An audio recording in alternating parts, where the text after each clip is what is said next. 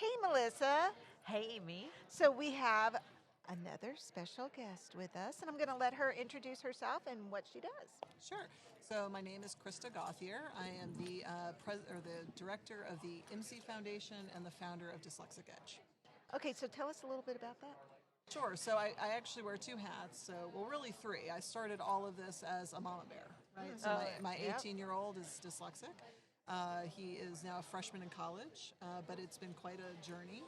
And when Cam was first diagnosed, it really, I dove in, I learned everything I could, and I was very struck by the fact that so many kids don't have access, right? So even with the fact that I was a former educator, I could help Cam navigate the system.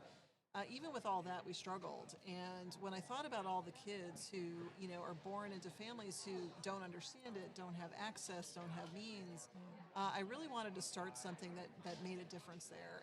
And so I founded Dyslexic Edge.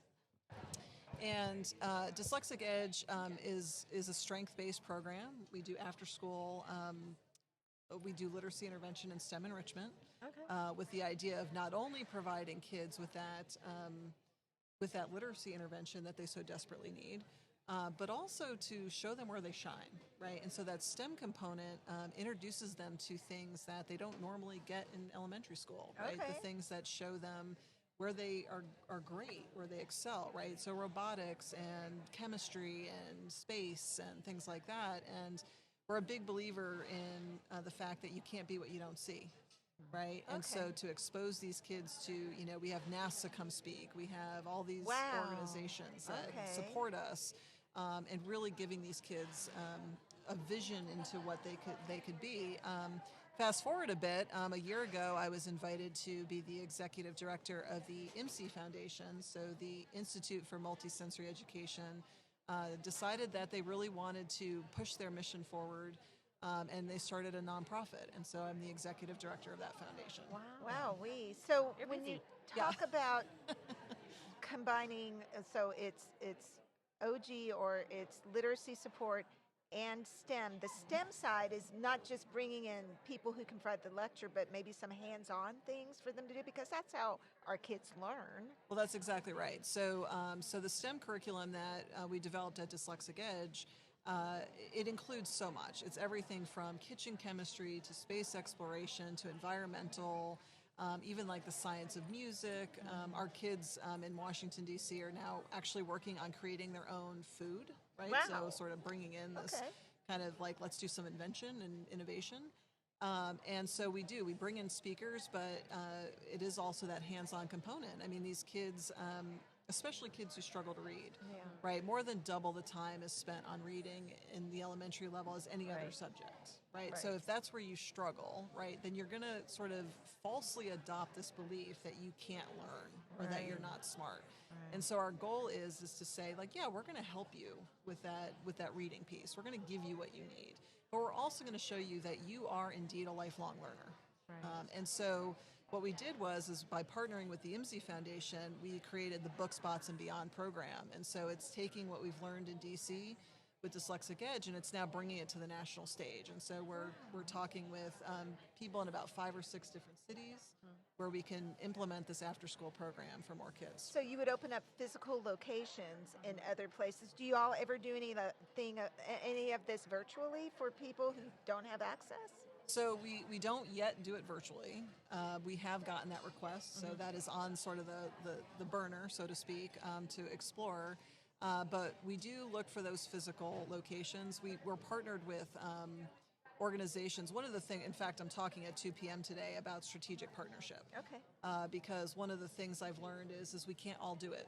Right. Like, not one person can do it. So in implementing Book Spots and Beyond around the nation, we're looking for those boots on the ground organizations, nonprofits, tutoring centers. We've been in after school programs in affordable housing. We've been with Title I schools, right? So we have a model that can be plugged in to where it's most needed. That's amazing. That is really cool. So these centers you're looking to open up nationwide? We are. So we currently are based in Washington, D.C., but we're talking with organizations in Kansas City, Michigan, LA, San Francisco. So our goal by the fall of 2026 is to be in 5 other cities around the nation, and we're always looking for people wanting to partner with us. You might need Texas. I was going to say, are any of them in Texas? I have not talked to Texas yet, so I would love to So talk we more. have a big Texas following, so Yes, hopefully they hear yes. you today and somebody says, let's do this. That Now, would be is it amazing. strictly schools, or can you do tutoring centers, or Tutoring centers, after-school programs, right? Boys and girls clubs, libraries, tutoring centers. Our biggest partner in DC is called Affordable Homes and Communities. So we're actually in affordable home locations. Wow. So we've brought it right to the kids who need it. And so like I said, we've created a very nimble program that can plug in, right? And we can customize it to wherever we are, whether it be a school, which tends to be a bit more structured. But one of the benefits of that is that we provide the training at no cost. Right, so if people are like, we really want to be OG trained, we use the IMSE curriculum, and we pay for that training. And so it's sort of a twofold, right? We get to have that exponential effect by having teachers then bring it to their classrooms or to their tutoring, but also getting to those kids that need it. Right. So. Wow, that's incredible. I love everything that I've heard. Thank you. so the training that you provide, the IMSE. Yes. Sorry. Yeah, that's okay. That's sorry, all right. you're day 3. That training you provide, is that certification training? Is it multi-year training? Like how does that look? Yeah, so again, we keep it pretty flexible because, and the reason I say that is that sometimes we talk to organizations or school districts, right, where, nobody's been trained yet, right? And so we start with that 30-hour OG training that IMSE offers. Sometimes we get people who are like, I've already done the training, but now I want to be certified. And so we cover, not only do we cover the cost of the practicum, which leads to certification, but we provide on-site, in-person practicum supervision, right? So we're able to do whatever people need. Sometimes people are like, I don't necessarily want to be certified and do the practicum, but I'd love to continue on with my training and do morphology, right? And we cover that cost, right? So we work with wherever we are to get them what they need. That sounds nice. That's a wonderful, wonderful thing. So maybe somebody's hearing this and they want to make a collaboration or a partnership, or maybe we have parents that just want some more information. How can they find out more? Absolutely. So the way to reach out is you can go to our website. It's IMSE Foundation, so IMSEFoundation.org, or they can email me at Krista@IMSEFoundation.org. And that's Krista. Yes, ma'am. Okay, great. And then you said your son is dyslexic. When did you find out he was dyslexic? So that's kind of interesting journey because we pretty much knew after first grade. But like so many parents, we struggled to get the official diagnosis, right? So we knew there was a deficit. We found a tutor who confirmed that deficit, but to get the diagnosis was extremely hard. Yeah. And so the official diagnosis didn't come until 5th grade. Oh, So, wow. Yep, Wow. So we did all the interventions, 2nd, 3rd grade. We fought the school every single year to try to do the screening again. And when we finally just said, forget it, we'll just do private testing, not only was it discovered that he was dyslexic, but profoundly dyslexic, despite what the school kept telling us was not a problem. So, Interesting, isn't it, huh? Yes.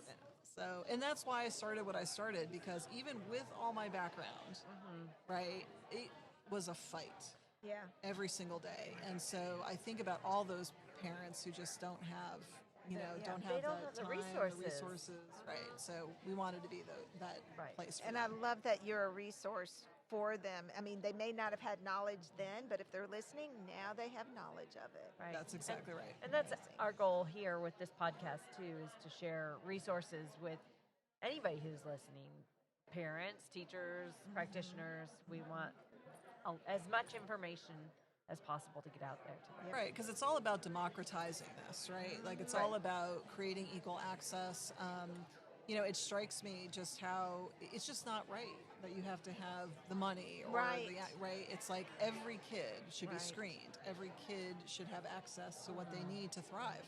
Well, we talk about FAPE, free and appropriate public education. It's hardly free when you have to go outside of public ed to get what you need. Well, and I Exactly think right. that's too.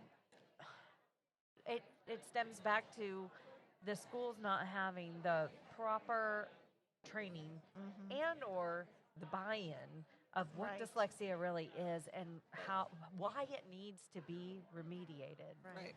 Right. And what's interesting too is a lot of our partners in the DC region, are STEM companies.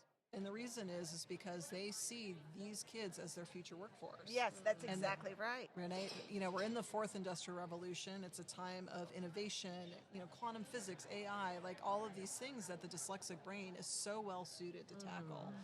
And this whole thing came about because my husband, who's an aerospace engineer, actually said to me one day, he goes, maybe I can't get engineers because the kids who would become engineers never get to me. Yep. Right? And so we talk about filling that pipeline, but we don't have enough kids to fill it. We don't give them what they need. Right. yeah. Interesting. Well, All right. This has been fun. Yeah, this has been informative. great. I really appreciate that you took your time to come over here and kind of talk a little bit about this, and looking forward to hearing more. Looking forward to seeing it happen in Texas. No, it will happen in Texas. We'll make sure it happens There in you Texas. go. Awesome. Thank you. Okay, Thank thank you you so much. Bye, y'all. Bye.